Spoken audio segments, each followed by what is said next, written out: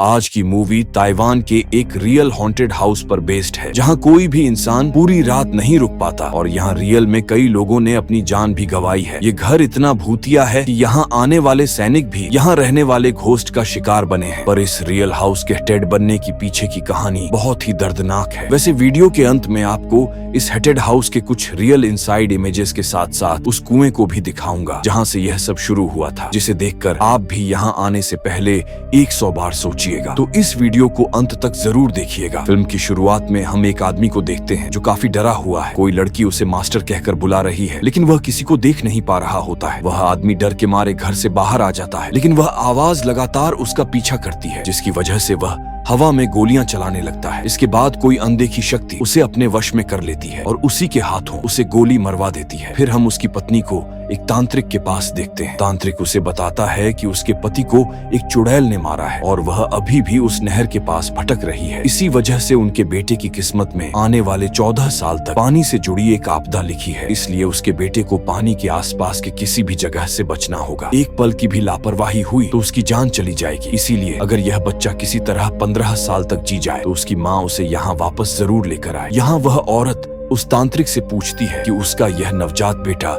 सिर्फ 14 साल की उम्र तक ही क्यों जिएगा और क्या इसे बदलने का कोई और तरीका नहीं है। इस पर तांत्रिक कहता है कि यह उसकी किस्मत है। अब कहानी 30 साल आगे बढ़ती है, जहां हम आज और श्याओची को पूल के किनारे देखते हैं। आज असल में श्याओची का सीनियर है। यहाँ आजिया उससे कहता है कि उसके लॉकेट ने गले पर एक टैन का निशान छोड़ दिया है। श्याओची बताती है कि उसकी दादी ने उसे इसे उतारने से मना किया था, लेकिन फिर भी वह उसे उतार कर किनारे रख देती है और कहती है कि उसे और प्रैक्टिस करनी है। तभी हम देखते हैं कि कोई चीज उसके लॉकेट को पानी में खींच लेती है। श्याओची जैसे ही प्रैक्टिस के लिए पानी में उतरती है, अचानक डूबने लगती है। यह देखकर आजिया उसे बचाने के लिए पानी में कूद जाता है, लेकिन वह यह देखकर डर जाता है कि एक सरकटी औरत का घोस्ट श्याओची के पैर को पकड़े हुए थी। दूसरे लोग भी जल्दी से उसकी मदद के लिए कूदते हैं और जब आजिया वापस पानी में जाकर देखता है तो उसे वहाँ कोई भी नजर नहीं आता। यहाँ श्याओची उसे कहती है कि उसके पैर में सिर्फ ऐंठन आ गई थी। आजिया इस घोस्ट वाली बात को किसी से शेयर नहीं करता, क्योंकि उसे डर था कि लोग उसका मजाक बनाएंगे। श्याओची जब घर लौटती है तो उसकी दादी डींग उससे पूछती है कि वह इतनी देर तक कहाँ थी, क्योंकि उन्हें आज उनके दादाजी की कब्र की सफाई के लिए जाना है। लेकिन वह बिना कुछ कहे अपने कमरे में चली जाती है। यहाँ उसकी माँ लीन आकर श्याओची को जल्द ही तैयार होने बोलती है ताकि वह सभी श्याओची के दादा के कब्र पर जा सके। पर श्याओची अपनी माँ की बातों को पूरी तरह से अनसुना कर देती है और अपने फोन में लगी रहती है। इसके बाद श्याओची अपनी माँ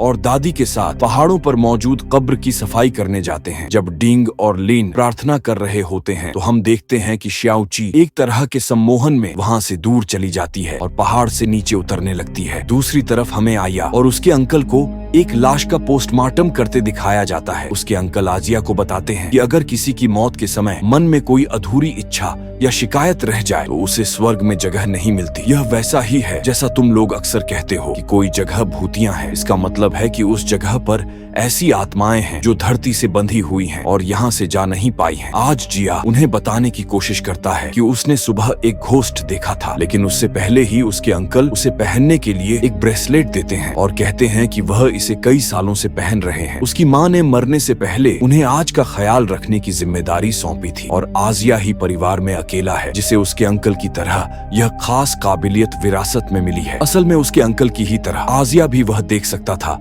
जो आम लोग नहीं देख पाते। इसलिए उसके अंकल उसे बोलते हैं कि तुम में यह ताकत है तो दूसरों की मदद करना, यही तुम्हारे लिए पुण्य भी होगा और रक्षा भी। इस बीच श्याओची पहाड़ से नीचे आकर जंगल के बीच में मौजूद इस अजीब सी जगह पहुंचती है और जैसे ही दरवाजा खोलती है एक आत्मा उस पर कब्जा कर लेती है और उसे उठाकर उस जगह से दूर फेंक देती है, जिससे श्याओची वहीं बेहोश हो जाती है और आसपास का माहौल खराब होने के साथ आसमान पर काले बादल छा जाते हैं। फिर हम डिंग और लिन को श्याओची को ढूंढते हुए देखते हैं। यहाँ यह दोनों एक दुकान में जाते हैं, पर यहाँ की औरतें डिंग से बात करने लगती हैं, पर लिन पर ज्यादा ध्यान नहीं देती। इससे लिन को बुरा फील होता है और वह श्याओची को आसपास देखने निकल जाती है। यहाँ एक औरत डिंग को पुलिस के पास जाने की सलाह देती है। दूसरी ओर पूरी तरह से पोजेस्ड हालत में श्याओची घर लौट आती है। वह रसोई के एक चॉपर का इस्तेमाल करके अपने घर की तीसरी मंजिल पर एक सील किए हुए लोहे के दरवाजे की बेड़ियों को खोलती है। फिर श्याओची वहाँ से आगे बढ़कर एक पूरी तरह से सील किए हुए दरवाजे को तोड़ने लगती है, जिस पर कुछ मंत्र लिखकर टंगे हुए थे। यानी इस कमरे में कुछ तो ऐसा था जिसे बाहर आने से रोका गया था। उस कमरे के अंदर जाने पर उसे बिस्तर के नीचे से एक सील किया हुआ कलश मिलता है, जिसे वह बाहर निकालती है और वहीं तोड़ देती है। अब यह कलश में क्या था, यह हमें आगे पता चलने वाला है। इधर डींग और लिन पुलिस के साथ उनके आसपास के एरिया में शाओची को ढूंढ रहे होते हैं। यहाँ कार का पहला ऑफिसर उन्हें अपने घर जाकर एक बार चेक करने को कहता है, इसलिए वह उन्हें उनके घर पर छोड़ देते हैं। वहीं दूसरा ऑफिसर देखता है कि वह दोनों जिस घर में रहते हैं वह तो सालों से हॉन्टेड है, जिस वजह से दोनों पुलिस वाले डर कर वहाँ से चले जाते हैं। इधर लीन जब पूरे घर में अपनी बेटी को खोज रही होती है, तभी डींग डरते हुए आती है और खुद में बड़बड़ाते हुए कहती है कि मैंने शाओची को तीसरी मंजिल पर जाने से मना किया था, यह बहुत बुरा हुआ। फिर वह अकेले ही लीन को बिना कुछ बोले मास्टर आकाई से मिलने निकल जाती है, जो एक शमन था। अपनी माँ डींग की बात सुनकर लीन जब उसी तीसरी मंजिल पर जाती है तो उसे वह टूटा हुआ कलश पड़ा मिलता है। तभी अचानक एक कंचा लुढ़कता हुआ उसकी ओर आता है और वह देखती है कि वहाँ के आईने पर खून से कुछ लिखा हुआ है। जब वह उसे देखने जाती है तो उसके बाल हवा में खड़े होने लगते हैं, जिससे वह डर जाती है। तभी वहाँ एक ड्रेस दिखाई देती है जो अपने आप हिल रही होती है, जिससे लीन और भी ज्यादा डर जाती है। पर वहाँ से निकलने से पहले ही रूम का दरवाजा अपने आप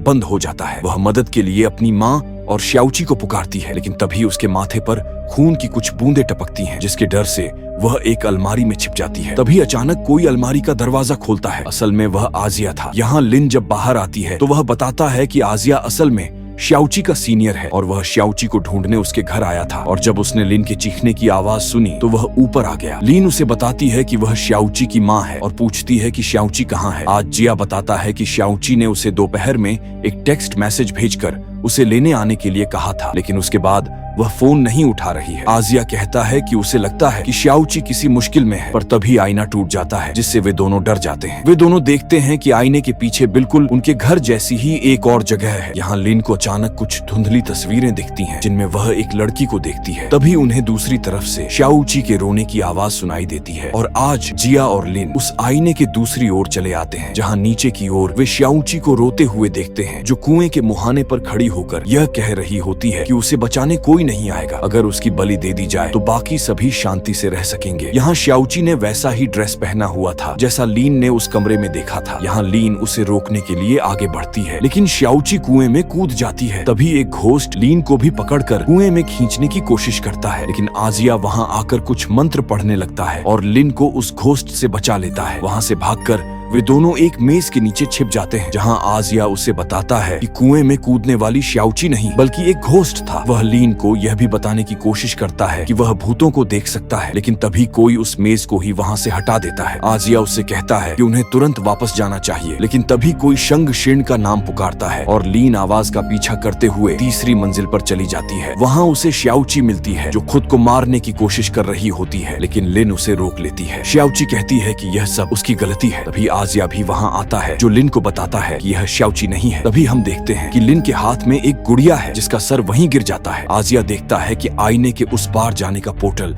अब बंद हो चुका था। आज यह उस आईने को तोड़ने की कोशिश करता है। इस बीच लिन को बाहर से किसी की आवाज सुनाई देती है। जब वे बालकनी में जाते हैं तो देखते हैं कि डिंग मास्टर आकाई के साथ घर लौट आई है। वह उन्हें तीसरी मंजिल के कमरे में ले जाती है और उन्हें वह कलश दिखाती है जो अब टूट चुका था। मास्टर आकाई कहता है कि यहाँ की नकारात्मक ऊर्जा बहुत ज्यादा है और शायद वह वापस आ गई है। वह डींग से एक तस्वीर उठाकर उसे देने के लिए कहता है। फिर वह उसे बताता है कि उनका परिवार अतीत में एक प्रभावशाली परिवार था, लेकिन अब केवल एक पोती बची है, तो भला उसके पूर्वजों की आत्माओं को स्वर्ग में शांति कैसे मिल सकती है। फिर वह उसे स्वर्ग के देवता का एक प्रतीक चिन्ह देता है और कहता है कि उसका नाम चिल्लाते हुए इस फोटो पर जोर जोर से मारे। अब यहाँ एक फ्लैशबैक दिखाया जाता है जहाँ हम देखते हैं कि शंगशिन, ईमिंग और हेदश भाई बहन थे। एक दिन ईमिंग की नहर में गिरकर मौत हो जाती है। असल में वह अपनी बहन शंगशिन का जूता निकालने गया था, लेकिन शंगशिन ने अपने जूते हेदशी बदलकर उसको ही इस जाल में फंसा दिया था। उनकी माँ ईमिंग की मौत के लिए हेदशी को ही दोषी ठहराती है। इस घटना से हेदशी को गहरा सदमा लगता है और बड़ी होने के दौरान वह अपना मानसिक संतुलन खो बैठती है। एक दिन जब वह अपने बाल बना रही होती है तभी वह देखती है कि उसके चेहरे पर एक काला निशान उभर रहा है, जिसे देखकर वह डर जाती है और अजीब बर्ताव करने लगती है। उसकी माँ यानी डींग तुरंत मास्टर आकाई को बुलाती है। मास्टर आकाई अपने असिस्टेंट के साथ उसके कमरे में घुसता है और वे दोनों उसके हाथ बांधकर उसे वहाँ से ले जाने लगते हैं। वह मदद के लिए अपनी बहन शंगशिन यानी लिन को पुकारती है, लेकिन लीन अपने कमरे में वापस चली जाती है। प्रेजेंट में डिंग हेडशिन की तस्वीर को पीटना शुरू कर देती है, जिससे आईने के दूसरे तरफ वाला घर हिलने लगता है। तभी मास्टर आकाई को एहसास होता है कि श्याओची यहीं है। तभी डिंग श्याओची को अपनी ओर रेंगते हुए आते देखती है। मास्टर कहता है कि यह उसकी श्याओची नहीं है और उसे तस्वीर को और तेजी से पीटने के लिए कहता है। डिंग वैसा ही करने लगती है, जिससे हितैषी की आत्मा श्याओची के अंदर से बाहर आ जाती है। पर ऐसा करने के दौरान आईने पर दरारें पड़ने लगती हैं। पर तभी आजिया भी किसी तरह अपनी दुनिया में वापस कूदने में कामयाब हो जाता है, लेकिन इससे पहले कि लिन बाहर आ पाती, पोर्टल बंद हो जाता है और वह वहीं फंस जाती है। आजिया यहाँ जल्दी से श्याओची को होश में लाता है और उसे प्रेयर घर के मेज के नीचे छिपा देता है और उसकी दादी और माँ को बचाने जाता है। इस बीच हितैषी की आत्मा डिंग पर हमला करती है और उसे हवा में उठा लेती है। हालांकि मास्टर अपनी शक्तियों का इस्तेमाल करके उसे छुड़ा लेता है। फिर वह हेदशिन से लड़ने के लिए अपनी तलवार निकालता है और डिंग को बताता है कि उसकी बेटी अब बदला लेने के लिए लौटी है। और तभी मास्टर आकाई के हाथ से तलवार गिर जाती है। तभी डिंग के माथे पर खून टपकता है और हितैषी ऊपर से उस पर हमला कर देती है और देखते ही देखते वह उसके शरीर में प्रवेश कर जाती है और डिंग पर अब हितैषी की आत्मा का कब्जा हो जाता है। मास्टर आकाई यह देखकर डर जाता है और वहां से भागने की कोशिश में सीढ़ियों से गिर जाता है। तभी डिंग के शरीर में मौजूद हेडशिन उसके पास आती है और चॉपर से उसे काट देती है। आज या छुपकर यह सब देख लेता है और वहां से भागने की कोशिश करता है, लेकिन अचानक डिंग उसके सामने आ जाती है। वह उसे उस कुएं के पास ले जाती है और उसे तोड़कर खोलने के लिए कहती है। अगर वह ऐसा नहीं करेगा तो डिंग मारी जाएगी। इसलिए आजिया कुएं में उतरता है और जब वह उसे खोदता है तो उसे वहाँ एक बोरी मिलती है। वह उस बोरी के साथ बाहर आकर जब उस बोरी को खोलता है तो उसमें खोपड़ी देखकर वह डर जाता है। अब यहाँ आजिया को विजन आता है और उसे यह पता चलता है कि हितैषी के कुएं में कूदकर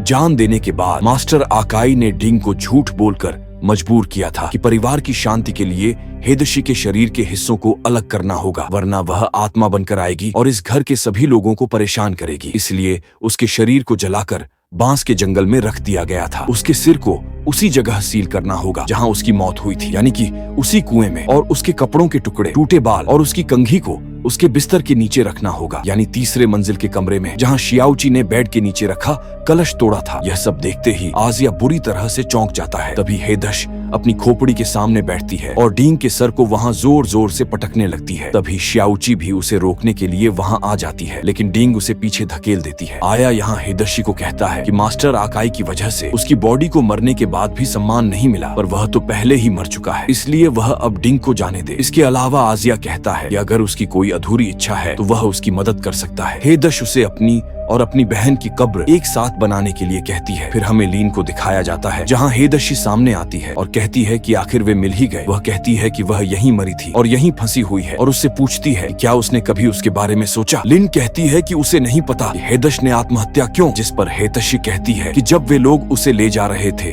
तो तुमने सब देखा था और तुम मेरी मदद के लिए नहीं आई। फिर वह खुलासा करती है कि मास्टर अकाई और उसके असिस्टेंट हमेशा उसका इलाज और उसके ऊपर झाड़ फूंक करने के बहाने घंटों उसका शोषण करते थे। हेशिन उससे पूछती है क्या तुम्हें पता है मैं तुम्हें कितना चाहती थी? मैंने तो तुम्हारी गलतियों का इल्जाम भी अपने सिर ले लिया था। मुझे पता था कि ईमिंग तुम्हारी वजह से मरा था, लेकिन उसके बाद भी मैंने तुम्हारी गलती अपने सर पर ली और किसी को कुछ नहीं बताया। पर मुझे जिस वक्त तुम्हारी जरूरत थी तुमने मुझसे मुंह फेर लिया और जिस वजह से वह टूट गई और अपने साथ हो रहे हैवानियत से बचने के लिए खुद को मार डाला। यहाँ मास्टर अकाई को डर था कि कहीं हितैषी अपने साथ हुए कुकर्म का बदला लेने के लिए वापस ना आ जाए, इसलिए उन्होंने उसके बॉडी को अलग अलग करवा दिया। पर श्याओची के लॉकेट उतारते ही सारा प्लान चेंज हो गया। यहाँ लिन अपनी गलती मानती है और उससे माफी मांगती है और कहती है कि श्याओची बेकसूर है, उसे छोड़ दो। यहाँ हेडशिन उसे बताती है कि उसने अपनी मदद के लिए बस श्याओची का इस्तेमाल किया था, असल में वह उसे कोई नुकसान नहीं पहुंचाने वाली थी। पर यहाँ एक और राज खुलता है कि लिन तो 10 साल पहले उसी जगह मर चुकी थी। वो तो उसकी आत्मा थी जो डिंग और श्याओची के साथ रह रही थी। यहाँ एक फ्लैशबैक में हम देखते हैं कि कब्र की सफाई के लिए जाते समय लिन उनके साथ नहीं थी। जब डिंग और लिन श्याओची को ढूंढ रही थी तब भी लिन वहाँ नहीं थी और पुलिस अधिकारियों के साथ भी डिंग अकेली थी। फिर हितैषी खुलासा करती है कि वे दोनों 10 साल पहले ही उसी जगह मर गई थी। दरअसल हितैषी की मौत के बाद लिन और उसकी माँ के बीच बहस हुई थी, जहाँ उसकी माँ हितैषी को परिवार के अंत का कारण बता रही थी, लेकिन लिन उसका बचाव कर रही थी कि वह कोई अभिशाप नहीं थी। और इसी दौरान वह पैर फिसलने की वजह से कुएं में गिर गई और मारी गई। पर लिन की बेटी के प्रति लिन के लगाव के कारण वह एक शांत आत्मा बनकर अपनी बेटी के साथ ही रहने लगी और उसे यह सब कुछ याद भी नहीं था, क्योंकि आजिया को आत्माएं दिखती थीं, इसलिए वह लिन को देख पा रहा था। जल्द ही पुलिस वहां पहुंचती है और डींग को गिरफ्तार करके ले जाती है। फिर हम श्याओची और आजिया को शंगशिन और हेदश की आत्मा की शांति के लिए प्रार्थना करते हुए देखते हैं। कुछ दिनों बाद वे दोनों डींग से मिलने जाते हैं, लेकिन वह भी अब पागल हो चुकी थी, इसलिए डींग को शौची में अपना मरा बेटा ईमिंग दिखाई देता है। वह उसे देखकर खुश हो जाती है और उससे कहती है कि जब वह बाहर जाए तो यूं ही किसी के साथ डेट ना करे, वरना उसका हाल भी अपने पिता जैसा हो जाएगा। यहाँ इस मूवी का सबसे बड़ा राज खुलता है जो आपका दिमाग घुमाकर रख देगा। इन दोनों को उस घर में काम करने वाली एक नौकरानी के बारे में पता चलता है जिसका डींग के पति के साथ अफेयर था। उस नौकरानी ने उनके सभी सेविंग्स ले लिए थे। अब एक फ्लैशबैक में हम एक चुड़ैल को मिस्टर हे से चिपके हुए देखते हैं। यह वही आदमी था जिसे मूवी के शुरू में दिखाया गया था। मिस्टर हे को मारने से पहले वह चुड़ैल उससे पूछती है कि उसने उसे क्यों छोड़ दिया, और उसे मारने के बाद वह बदले की भावना में मिस्टर हे के परिवार के सभी सदस्यों को मार डालती है। यहाँ हमें बताया जाता है कि इस घर में हुए सभी मौत के पीछे उसी चुड़ैल का हाथ था। इसी चुड़ैल ने डींग के बेटे को भी मारा था और इसी चुड़ैल ने हेदश को पजेस्ट करके उसके दिमाग को अपने वश में किया और अंत में उसकी जान ले ली। यहाँ तक कि लिन की मौत भी उसी चुड़ैल की वजह से हुआ था। अंत में हमें यह पता चलता है कि मिस्टर हे और उसकी नौकरानी का अफेयर था और उसकी पत्नी यानी डींग इस बारे में जानती थी। मिस्टर हे की गैर मौजूदगी में डींग ने कुछ लोगों की मदद से उसे उसी कुएं में फेंककर मार डाला था और उसी के बाद उस नौकरानी की आत्मा ने इस पूरे परिवार को धीरे धीरे खत्म कर दिया। अब हमें उसी चुड़ैल को दिखाया जाता है जो सीटी बजाते हुए धीरे धीरे उसी घर के अंदर जा रही होती है। फिर हम आजिया और श्याओची को उसी तांत्रिक के पास देखते हैं जिसे स्टार्टिंग में दिखाया गया था, जो उन्हें बताता है कि श्याओची को अब उस घर में रहना जारी नहीं रखना चाहिए क्योंकि वह घर अपवित्र है और श्याओची की किस्मत में आग से जुड़ी एक आपदा है। इसलिए भविष्य में जब भी वह आग का इस्तेमाल करे तो उसे बहुत सावधान रहना होगा। यानी कि कर्ज अभी तक खत्म नहीं हुआ था और यह मूवी यहीं खत्म हो जाती है।